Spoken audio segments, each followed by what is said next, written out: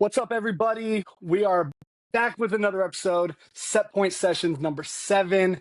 This is so exciting. I'm joined by my older brother, Andrew, and our very, very, very special guest, Nikki Hoffman. Thank you for joining us. We are so happy to have you on here. Thank you. Nikki is the head girls basketball coach at Olathe South. She is just starting her 4th season as the head coach of the Lady Falcons. She has basketball coaching experience at McPherson High and Shawnee Mission East, and then spent a long time as an assistant coach with the Falcons. How's the season going so far? It's an adventure. We started off this season with some injuries that were not expected. So we have a very, very young team right now. We went and played in the Midwest Elite Showcase in Tipton, Missouri last weekend and faced a couple very high quality teams, one from Kentucky and one from Tennessee. And we ended up battling out. We went 1-1 on the weekend, which we were thrilled with. The fact that, we've got one senior who's playing a lot, 2 juniors, 2 sophomores, and 2 freshmen. He's kind of rounding out the contributors on our varsity squad. So there's a lot of knowledge to be gained. There's a huge learning curve in front of us, and we're hoping that some of our injured players will be able to return. Don't know when, but so it could be a crazy season for us, is what it looks like. Because I really just don't know. So there you have it. Like, it's going great. Yeah. The kids that we have are phenomenal. They're incredibly coachable. They're feisty as all get out. But if you say, well, who's going to be your starting 5 in January? I don't have a clue. It's the joy of being a coach, right? Like, yes. It's so fluid, and especially in early season, you just don't know what's going to come down the road. So that's awesome. Sounds like you're in for a trip. Yes. Yeah. So that's great. It kind of leads us into our topic for this episode here. We're talking about adversity. So this is fantastic. I think this is something that applies to athletes, coaches, everybody in athletics all around.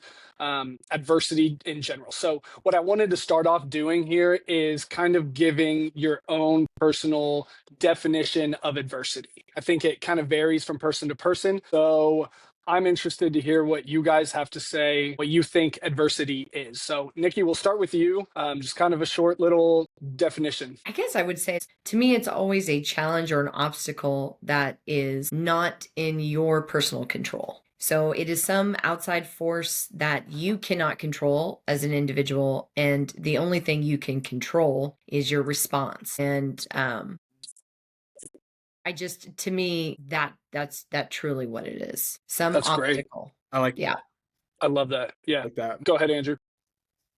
Yeah, I'm in the same kind of thought process. An obstacle or a challenge that is unexpected and throws you off of your original plan, whatever that might be, whether it's within a play, like you've set up a play and then the defense does something that you don't expect, or, like you're talking about injuries, you're expecting certain players to be available and then they're not. Yeah, like something that you've got a plan and then here comes something unexpected that throws off that plan. I think that, for me, that is adversity. Yeah. Austin, what about you? I like all those. I think you guys are spot on. When I think of adversity, I think of something that's preventing somebody from achieving their goals. That can be an athlete, that can be, your normal everyday worker, a parent, whatever it is, just something that kind of, like you said, derails you off of the path. I think it varies from person to person. What is adversity to one person might not necessarily be adversity to another. I think that there's a very negative connotation to adversity, but I don't think there has to be necessarily. Oh, no.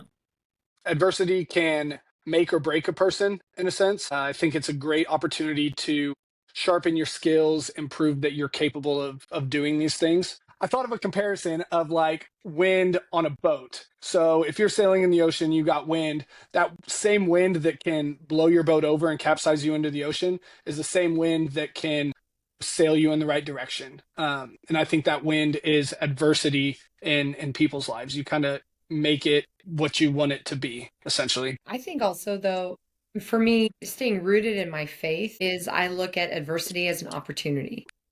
Yeah, that's good. Just knowing that, okay, we make plans and God laughs at them.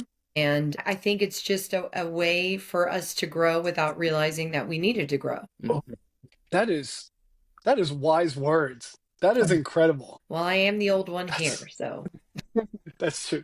That's true. That's good. I like that, Nikki. I love that. All right. Nikki, I got a question for you. Can you share a moment, whether head coach or assistant coach, recent or not, where you felt that you as a coach went through some adversity? And we've already talked a little bit about your injury troubles this season, but maybe either elaborate there or maybe a different time that you can think of. Cannot think of a season where I haven't had adversity. Even when we were at McPherson and, just in being a part of an incredibly successful program, there's always, something that pops up. And whether it be injuries, whether it be, miscommunication or just expectation, falling short of expectation and losing. For me personally, I think that the toughest one was when my dad was sick and dealing with trying to juggle the personal life and also my commitment to the basketball team.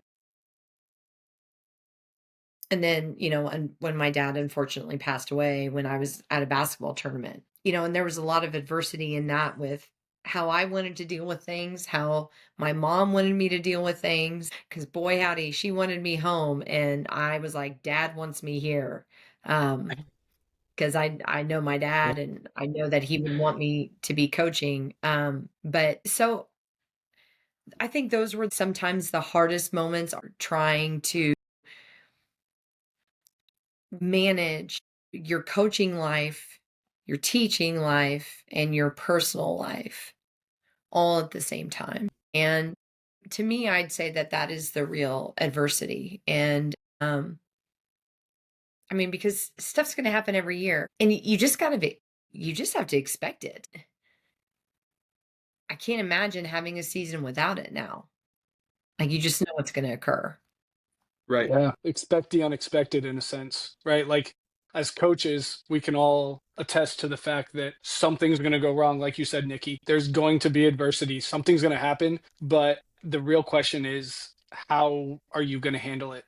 How are Yeah. you going to take that situation and turn it into something positive? I talk to my athletes that I work with all the time about, losses and how losses happen for every single athlete in the history of sports. But the real question is, how do you handle yourself after a loss? How does that change what you do the next time you go out there in your next match, in your next game, whatever it is? Absolutely. So when I think back to my younger self, the first big moment that I really remember not being able to handle, not being prepared to handle was as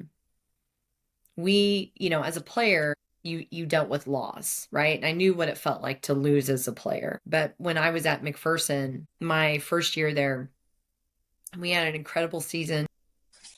There were some on ungodly, 60 some game win streak. I don't know. And we were at state and ranked number one in the state. And, we got upset. And we had won state the last 3 years in a row. And going out to center court, and I was just the assistant varsity. Again, I was really young. Going out to center court and picking our point guard up off the ground. I didn't know how to shoulder the pain of 12 kids. That has just stuck with me for the last few decades. That overwhelming feeling. And helped me in the sense also as a parent, knowing there's nothing I could do to take the pain away. And that was suffocating in that moment. Because there's nothing I could do to help. And to just sit with it and have that enormous, like I had lost as a player, but it was just my loss. It was just me. Yes, our loss as a team, but never feeling responsible for 12 kids like that. I would say that was my first big moment as a coach where I felt like, I don't ever want to go through this again. Like, this is awful. Yeah.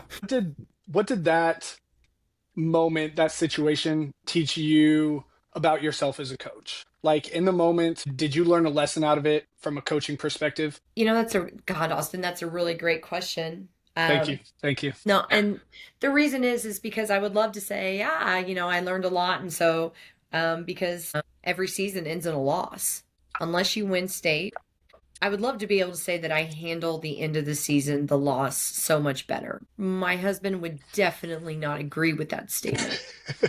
So I would have to say probably what I learned from it is to take it and be more methodical with my approach for the next year. Losing is good if you learn from it. Mm-hmm. And so in that sense there of looking forward of how I can make changes, can I do things differently? I really truly think that if you look at the inverse of it, because sometimes as coaches we beat ourselves up quite a bit. And sometimes I think, oh God, well, if I would have done this, if I would have done this, yada, yada, yada, yada, yada, right? We go down that rabbit hole. But then I learned a trick a few years ago of asking the inverse. If we would have won, would I still have questioned all these decisions? And if the answer is no, well then I'm letting the outcome dictate what I do. And that's not what we're about, right? We're about the process. Because sometimes, you know what, the ball doesn't go in. It just doesn't. And would we have done anything differently? And so many times people ask you that, well,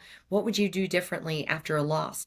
Nobody asks you that after you win, right? Even though we both know there's games I've walked out of and we won by the skin of our teeth. And I'm like, well, I know what I would do differently next time, right?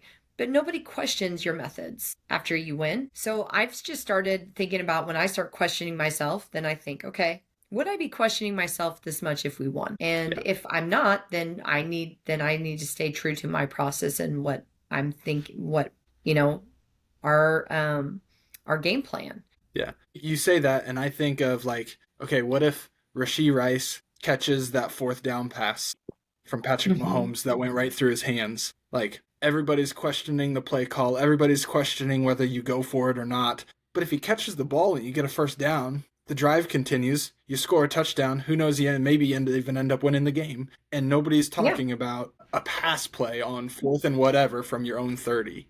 Like, right. Do you make the same decision or a different decision just because the play was successful or not? Like, that's a really good point. I like thinking about that.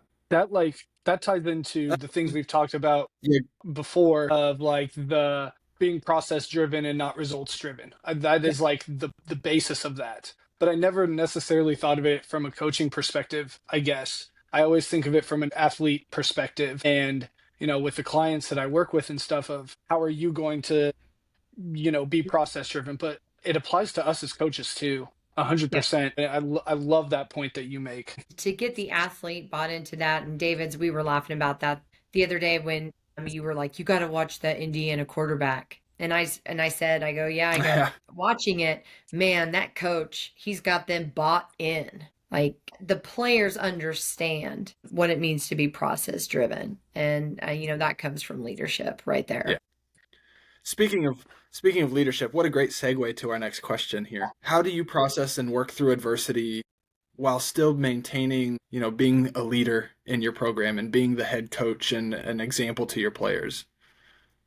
So we actually have a very strong connection with our FCA program. And it's funny that you asked that because last night, our FCA person, Jody Karsak, who is a phenomenal player and coach in her own right, came and did a little lesson with our players, but it was still valuable, I think, to any coach. But she does a lesson on a reset word because, you know, you're going to get frustrated during a game. You're going to face adversity. Maybe the officials are calling something that you don't normally get called for fouls there, or, you know, maybe you're getting hacked and you're not getting the foul called, or whatever it is, right? There's something that goes wrong in the game, and it's how do you respond to it? How do you get out of, it's not that emotions are bad, but how do you remove the emotion out of it? There's just so many things that this applies to, but we worked on with the girls, they had to identify a reset word, and you can, you know, put an action to it of when things are getting rough, right? In the moment, what do you say yourself to bring yourself back to neutral? Because David's, you know, this with science, when your amygdala is out of control, right? This frontal lobe up here is like, it's going crazy. It doesn't know what to do. It can't process information. And, you know, you go to your animal brain, and it's not a good place to be and make decisions. And that's where we see players falter. And so for me as a coach to try to stay neutral, and again, not perfect, but when I find myself in those moments when things don't go my way, whether it's an official or a player or they're not doing what I want, my reset word for me is I got to be present, stay present. Because if I'm present in the moment, I'm not focused on what just happened and I'm not getting all riled up about it. And if I'm staying present in the moment, I'm not worried about the unknown in the future. And so sometimes you hear people say, well, God, they're gamers. When the game gets tight, they don't freak out. Right, because they stay present. And that has been huge for me. And I know it's been huge for a lot of my players to have that. And then we challenge them as they grow through the program. Okay, how quick is your reset? Mm-hmm. Right? And so we know, we preach about it a lot. Adversity is going to occur, but it's how you respond to it. And are you going to let the uncontrollables control you? And I ask my players as well, I'm like, what's your reset word? What is it that I can say to you to bring you back to neutral? Because I can't have you in this place right now where you're in an emotional situation, right? Another term we use a lot is fix your face, because body language says everything. Yeah. Yeah. You got to fix your face. And I told him, I go, you have every right to look at me and go, Coach, fix your face. And they I kind of love look at me that. and they're like, really? And Macy Price, my senior, is like, yeah, I'm on it. I'll be the first one to tell you to fix your face, coach. Yeah, absolutely. But I think it's okay to be vulnerable like that, Yeah. because we're all, we're all learning, we're all growing, and that they know that about me. If, I'm doing my best to stay neutral as well, to stay present in the moment. So, because if I freak out, man, whew, I have never had a situation where I freak out where it helps them be better. I've wondered this a lot of times, like with basketball coaches like Bobby Knight and some of the coaches that you would see lose their mind on the court. I've always wondered, does that really make the play? Does that help at all, or is it just like getting frustration out? I've never known. That's Austin, that's a great question. I think it depends on the players. I've Yeah. had Yep. players before where if I got mad, they responded, right? And Yeah. they rose up. And in fact, I'll never forget, I had a point guard, God, 20 years ago, and I remember she could just tell by the look on my face. She'd be like, she'd gather everybody up. Hey guys, we got to fix this. Look at her, right? But the last couple of years, the team I've had, if I blow up on them, it's just like they burrow into a hole. They're worse, and it doesn't work. Yeah. And maybe it's my personality in combination with theirs. I think it depends on the personality of the coach and the personality of the players. I think maybe because when I do try to stay level-headed, I don't know, they think I'm crazy. They just freak out like, oh my God, I don't know. It doesn't work for me, Austin. I'm curious as to the people who it does work for, though. Yeah, I am too. I think maybe a little bit of the changing of the times and the culture of athletics a little bit. Yeah. You don't see it as much nowadays. And I think the coaches that you do see it in, it takes a certain kind of athlete to be able to play for that coach and do it successfully. So I think you're right with personality of the players, personality of the coach. And I think it's more about also as a coach, you have to be consistent. And so maybe that's part of it. When I lose my shit, it's not my natural state. Yeah. I don't know. I know Right. consistency is key. I know that you're never going to get the best out of your athletes if they're coming in every day not knowing who they're going to get. Are they going to get, Hoffman off the rails? Is she going to be nice today? Is she going to be mean today? Who is she today? It's important for me. I know that, to be consistent in who I am and true to myself every day. Yeah. I think that's something every coach can do a better job of, honestly, is showing up and being consistent. Because you make a great point. How are the athletes supposed to lock in and focus on getting better if they're not sure which coach is going to show up that day? The nice one, the Absolutely. mean one, the off the rails one, they need to be able to focus on their game and getting better on their part and not worrying about the coach. Yeah. All right, let's switch gears and let's talk a little bit about adversity as it refers to like the athlete. So, Nikki, in your athletes and your players, are there any specific kinds of adversity that you see them having to deal with on a regular basis?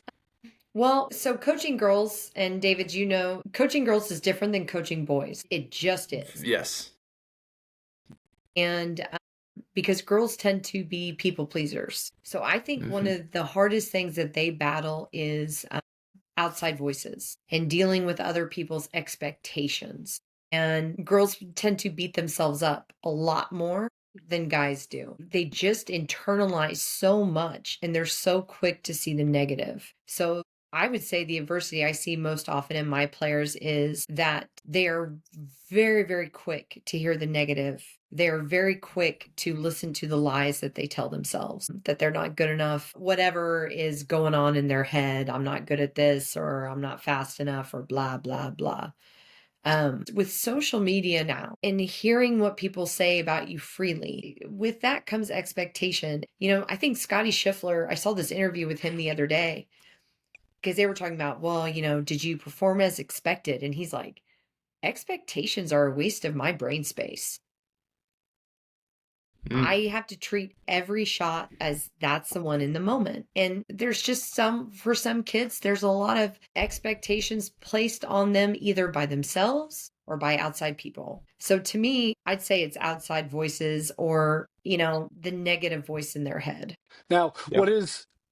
what is the first thing you would say to an athlete that is struggling with these things? If you notice it, what's the first thing that you approach them with to kind of steer them back on the right path? Well, first, I think you need to establish a relationship of trust. One, so that they will actually be transparent and tell you, because most of the time they won't. And so you got to establish that relationship first. And then you have to establish, for me, I think you have to establish that you are an honest person. I had a player here a few years ago, just one of the best players I've ever had the opportunity to be a part of her journey. And God, she was so good. And yet the lies she would tell herself. And so one of the things that we started doing was I'd be like, okay, what's in your head? What are you telling yourself right now? And she would tell me.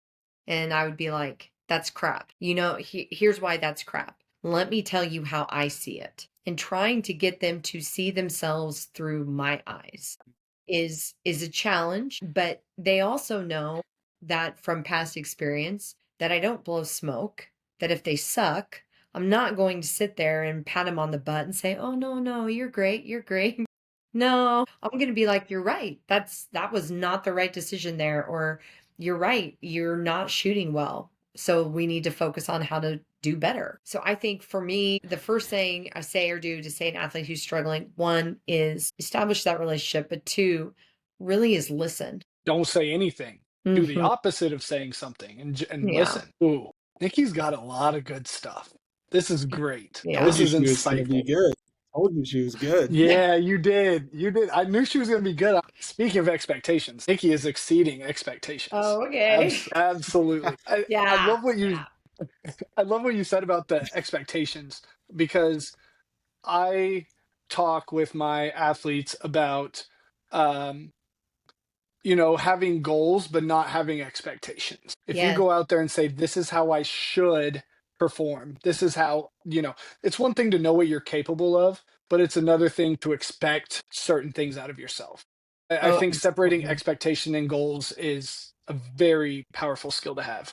Absolutely. What you're talking about with the negative mindset and you telling your players, that's crap, this is how it actually is, this is how I see Mhm. it. For some reason, it's very difficult for athletes to see it from a different perspective. It's Yes. very hard. And I don't know why, because the outside world can see one thing and that athlete will believe what they want to believe. And So go ahead. I don't mean to interrupt, but we know this as teachers, right? To get them to figure it out for themselves. So if you have an athlete who's struggling with something, a good technique is to you listen and say, okay, if your best friend was struggling with this, what would you say? What would you say to your best friend? And man, they give the best advice. They give the They best do. advice. They do. They do. And you're like, okay, Now tell yourself this thing. Say it to yourself. say it. That's what you say to yourself. We had a practice one time, Andrew, that you told the girls I, something along the lines of say to yourself what you would no, say to no. your teammate. The conversation was about positive self-talk and how you Mhm. should try to get rid of that negative voice inside your head telling you all of these negative things. And Austin, I was thinking about this before you started saying, but the comment was, if I find myself saying something in my head that I wouldn't say to my teammate, then I need to not say that. And just having that awareness of why would I tell myself this in my own head if I wouldn't tell my doubles partner that, or if I wouldn't talk to my doubles Mhm. partner like that on the tennis court, or to Absolutely. my teammate after they get done with losing a point or a match or whatever. And I just paused. This player was relatively new to tennis and didn't have a whole lot of match playing experience. And it was one of the most profoundly insightful things that I had ever heard from an athlete. And I was Yeah. like, you're 100% correct. That's Mhm. why haven't I thought of this in my 20 some years of playing tennis Yeah. and saying so many bad things inside my own head? Yeah. Like, why haven't I thought of this? What a trick, what a mindset to have from a beginner tennis player new to our program. I was blown away, and it's exactly along those same lines. And can I tell you one of the things I love about that? You said a beginner tennis player.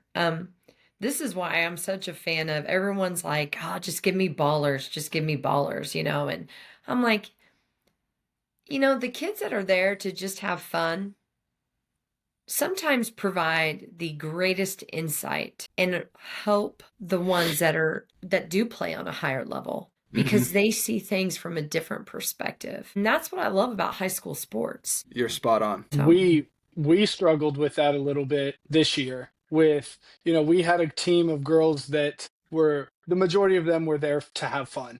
And as competitive athletes our whole lives, and Andrew, you and I have talked about this so many times, right? That was difficult for us to kind of grasp of, I wish the competitive level was a little bit higher. I wish, we just had that urge to go out there and get better. But the reality of it is, it was a fun season. It was a fun season with these players who are picking up tennis for the first time, and you're laughing every day at practice, and they just bring a whole new energy to practices, meets, everything.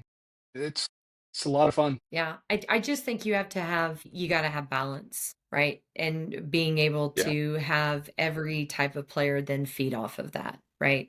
I think that's the great thing about high school sports is the balance of it all and how you have every person bring something different to the team. And as long as you are pushing the team in a positive direction, you're lifting the team, you can make a contribution that's never seen on a stat sheet. And Yeah. that's incredibly powerful. I'm a firm believer that we're only as strong. Our team is only ever going to be as good as players 10, 11, and 12. Because even if they don't get in the game, their body language and their energy on the bench, Yeah. that's won games for us. Yeah. And I tell the girls who do get to play, how can you not give your all when Susie Zoo's sitting there knowing she's got no chance of getting in? And she is just, man, she works her butt off every day for you, right? And she's cheering you on and she's bringing all this energy. How can you not play for that? Yeah. So I'm a firm believer in And 10, 11, and 12 are and you critical. know that if player 10, 11, or 12 got the opportunity to go into the game, Oh, they would play so hard yes, that they might make a million mistakes while they're on the court, but they would make those mistakes at full speed and they would play so I hard know. because they finally got that opportunity. And Yes. if player number 2 is out there dragging their ass down the floor and jogging back on defense or whatever, maybe that's a time where Coach Hoffman flips a gasket and really gets into somebody's face. Yeah, yeah, because especially, you look at it with injured players, we talk about the opportunity to play is a privilege. Mm-hmm. And I would hate for any of them to lose the opportunity to play because we have injured players and they look at them and they're like, this sucks. You don't, you guys need to enjoy the moment, Yep. enjoy the fact that you get to come out here and play every day. So it's Yeah. one of those things. I just think positive and negative energy is so integral to success. And so, kind of going back to that adversity piece of, if adversity is going to be present, are you going to use it to grow, or are you going to use it to set back? It's a choice, right? So, I choose to look at it each moment. Yeah, I can be a crybaby sometimes. We'll say this, but I'm not going to do that to my team. That's what my husband's for. Andrew's also a really big crybaby. He's one of the biggest crybabies I know. It's true. It's true. Notorious crybaby. Well, and I think you've seen me at my lowest. Dustin. Well, but that makes a good assistant coach, because I tell my assistant coaches, Yeah. I'll go to them and I say, I need to vent and I need you to tell me to flip the switch. So I'm going to say this because I'm mad about it. Then I need you to help me flip the switch. I can think of a lot of conversations between Andrew and I of similar stature. Yeah. I got to get something off my chest, Austin. Yeah. All right, dude. Just tell me. Yeah. We'll work through it together. Sometimes you got to have somebody else there. Oh, God. Yeah. Not being a crybaby necessarily, but just asking the opinions of people in similar situations as you. Yeah. Well, sometimes Hoffman looks at me and says, suck it up. What are you going to do now? Okay. Wait, maybe that's what I needed to hear. Your husband says that to you? Your husband says that to you? I'm gonna try that with my wife, and I'll let you know how it works next time. Probably not gonna be pretty. We're gonna kind of get into how we can turn adversity into growth here. So Nikki, I wanted to ask you, how do you help your athletes reframe that adversity into something productive as opposed to something that holds them back? Short answer is we focus on what we can control. It's good. Period. Simple as that. Yeah. Mm-hmm. Yeah. And if it's then they start going off the rails, and I'm like, whoa. Can you control that? Yeah. Well, no buts. Right. We have that conversation a lot with our tennis players. I can only imagine. Yeah, being an outdoor sport, like that's the biggest uncontrollable that everybody loves to complain about. Oh, it's so windy out here. Like, well, figure out how to handle it. Well, I don't know what I can't fix that for you. We in track all the time. I'm not a cold weather runner. And then it's too hot to run. Which one is it? Figure it out. This is what we're running in.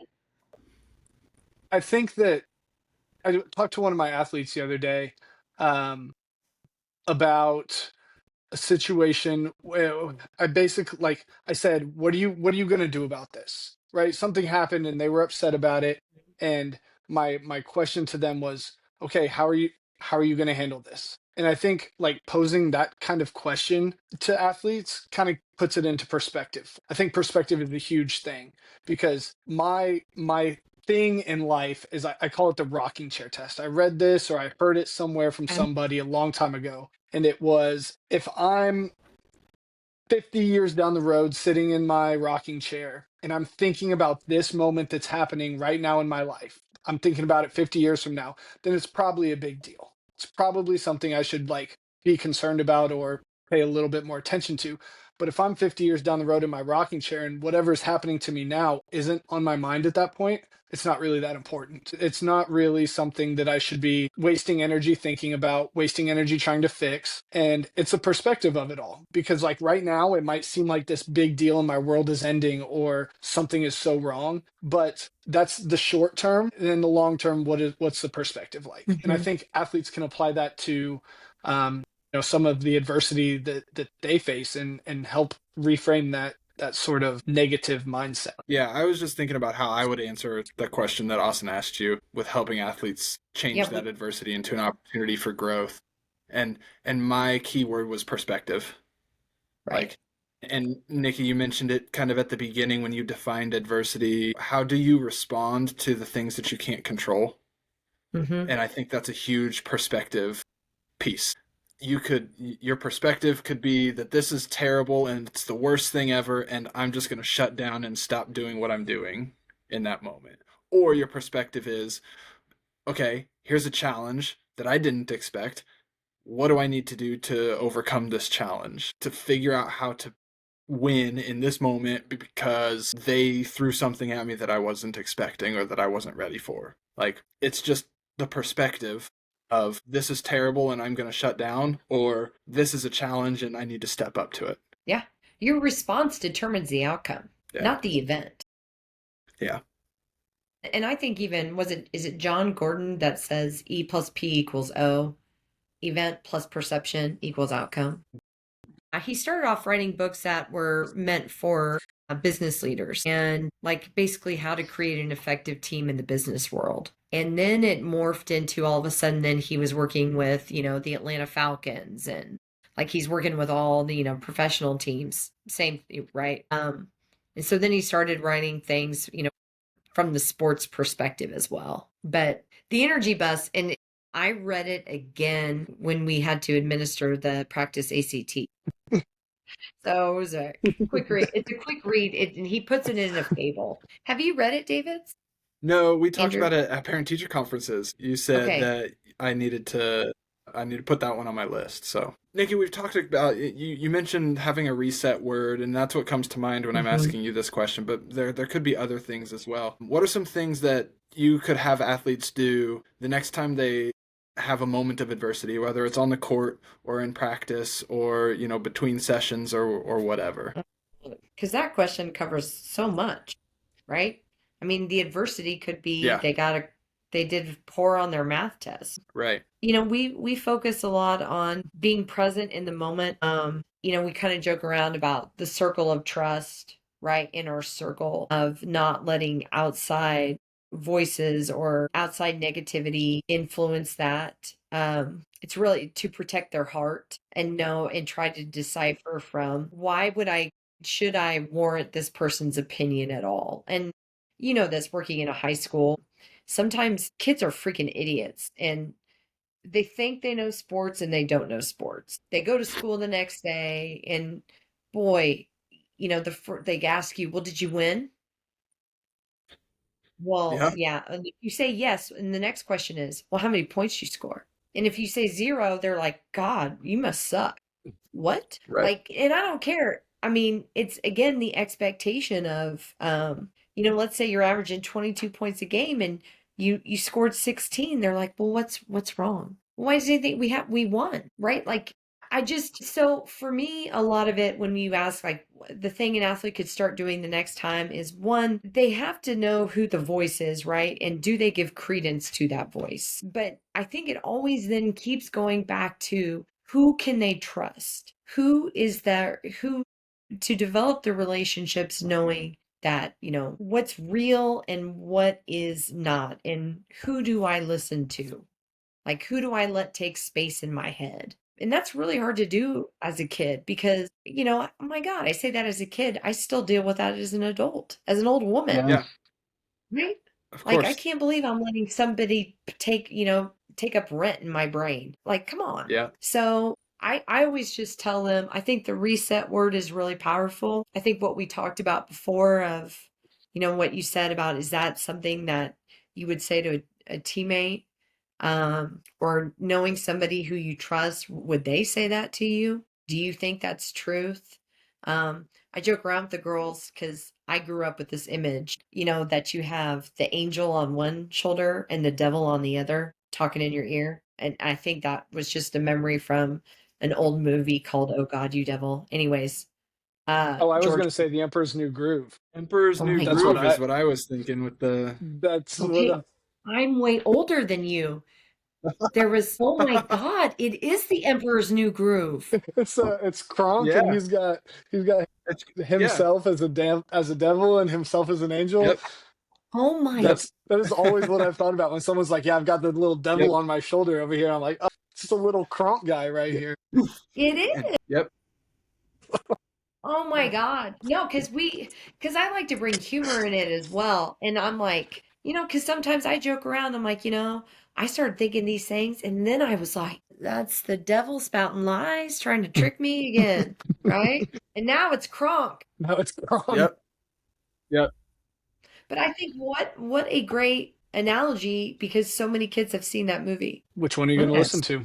Yeah. I really liked what you said about the listening. Who are you going to listen to? because I think of a situation that just happened recently. LeBron James had his 10-point streak going for years and Mhm. years. And they had a game, and he passed up a shot, I believe, to essentially give him 10 points in the game if he made it, to pass the ball for a corner three, and the guy hit it and won the game. Right. And so the news for the next 2 or 3 days was LeBron's streak is over. LeBron's streak is over. But who cares? They won the Exactly. game. He made the pass. He made that decision. And in the end, I guarantee you that he's not thinking about his streak being ruined. He's thinking about the win that they had. And here's the thing, no one's thinking about that 2 weeks from now. Yeah. And in the moment, the only reason those people are talking or thinking about it is because they have to have something to talk about. Why? Because that's their job. Yeah. Are you really going to give credence to somebody who's just trying to keep their job? That's their job. Like we talk Right. about that with, when people, I was at a football game and someone asked me, hey, what are you guys going to be ranked this year? I don't know. And they were like, what do you mean you don't know?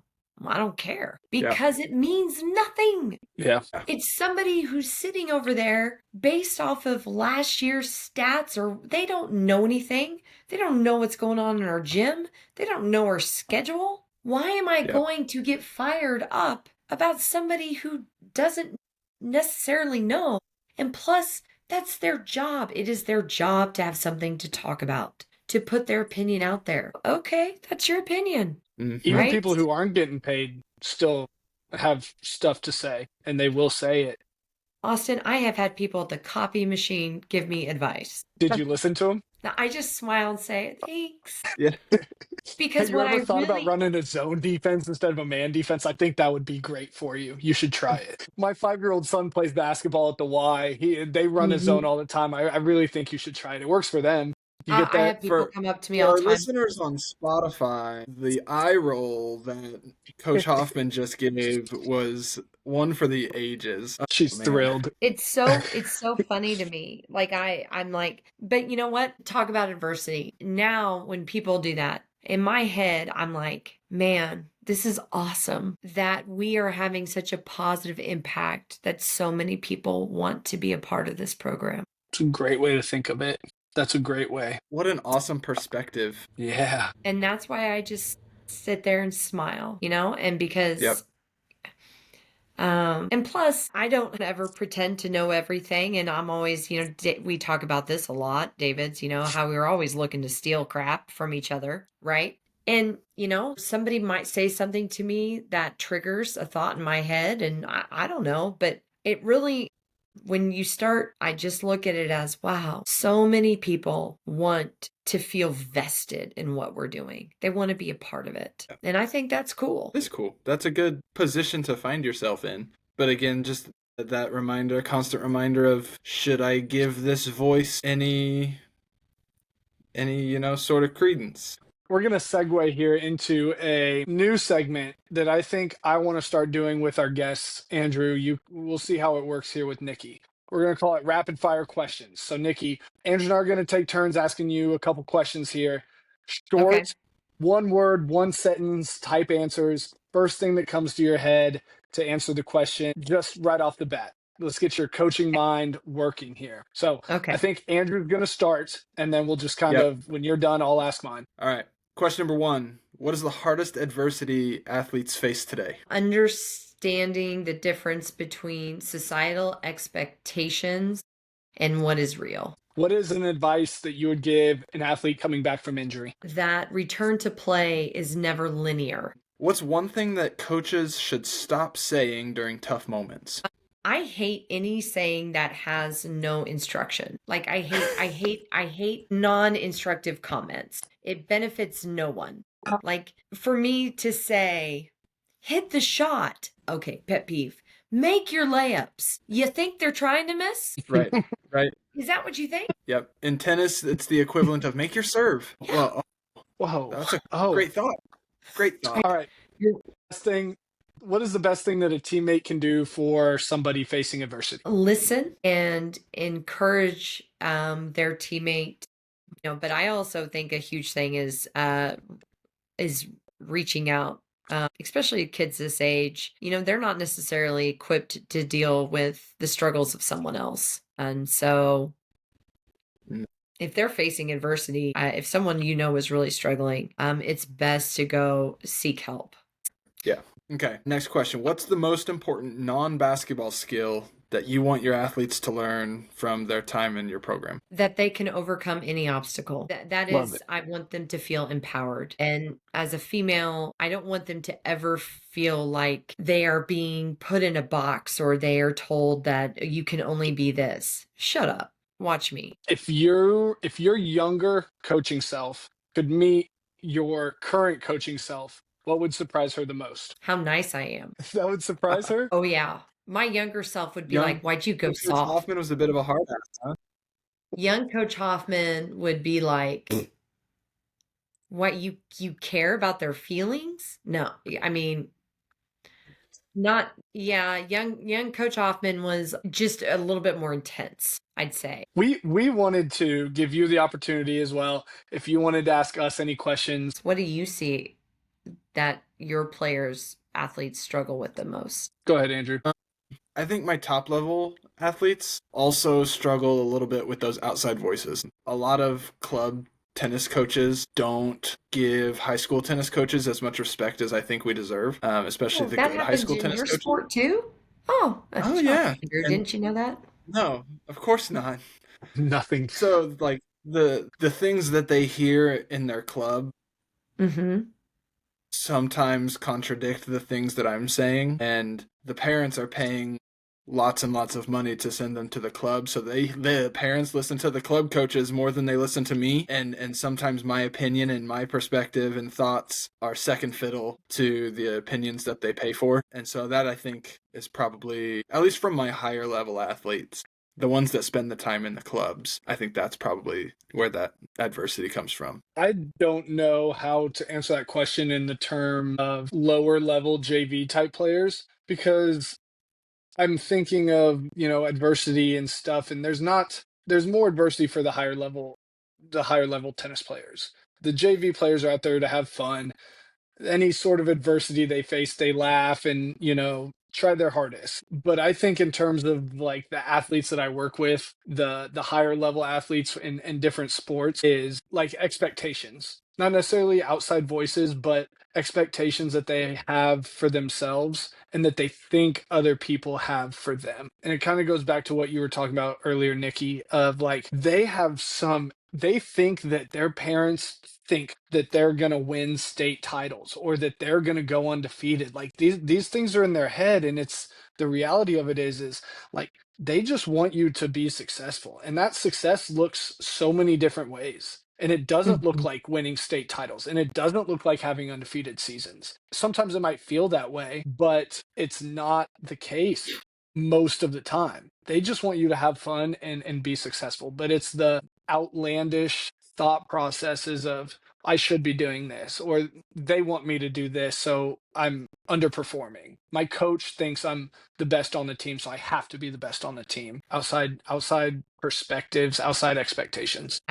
I will tell you, Austin, I get, that is a pet peeve of mine with girls in the gym when they make a mistake, if they laugh at themselves, because a lot of times that happens because it's a defensive mechanism. Yes, absolutely. And I go over there and I'm like, because they airball a shot and then they go, oh, and I'm like, nobody cares. Next play. Do not ever lower yourself. Andrew, I know what you're thinking, Andrew. Nikki, your airball 3 is the equivalent to a whiffed overhead. Whiffed overhead. There it is. Yep. I knew it was coming. How embarrassing. Oh my gosh, I can't believe I just missed that. No, line up.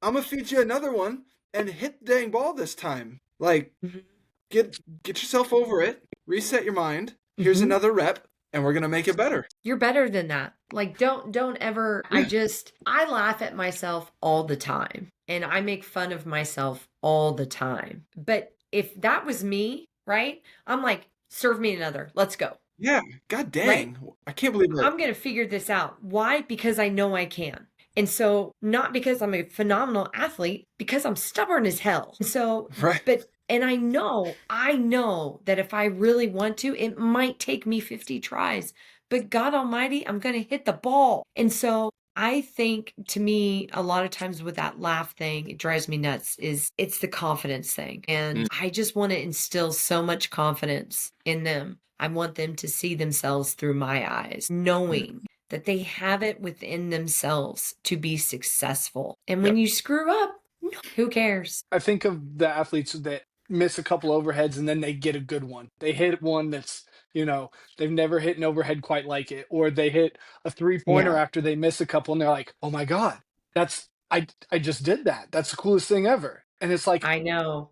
I know that you can do this. I've been pushing you. It's in you. You just don't believe it. You don't see that it's there. But now you do. Now you see that this is a real thing. Yeah. It's awesome to see it. Makes my coach's heart happy. That's what it Yes. does.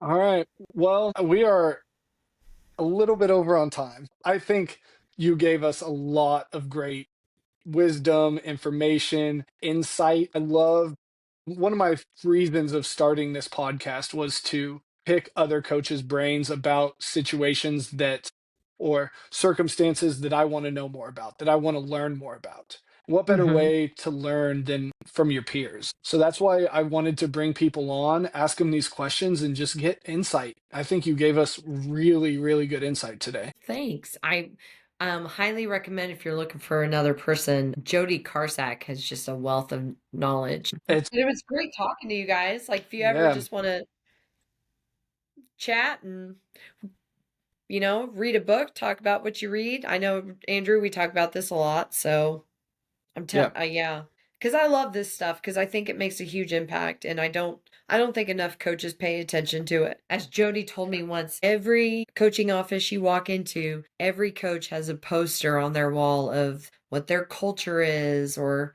what their mission or their vision is, but do they live it day to day? Thanks, guys, for listening to our episode. Thank you so much, Nikki. What an honor, and so much good information. Nikki, is there a social media page that listeners can go find for the South girls basketball team if they wanted to follow along with your season?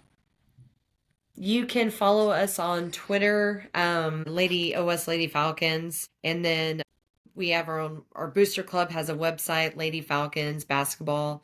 We're going to once again put out the feeler for questions from you guys. Andrew and I, in our next episode, we're going to do some listener question and answers. We got some really good ones from people, and we are looking for more. Andrew said his son will come on, name animals. We got some animals for Luke to name, so we got to get that planned out. But as always, if you're an athlete and you need help, Set Point, Mental Edge, social media accounts, TikTok, Instagram, Spotify, pretty much everything. New website, updated website. I spent a lot of time in that, so just please check it out because I need my hard work to feel appreciated. Reach out if you need anything.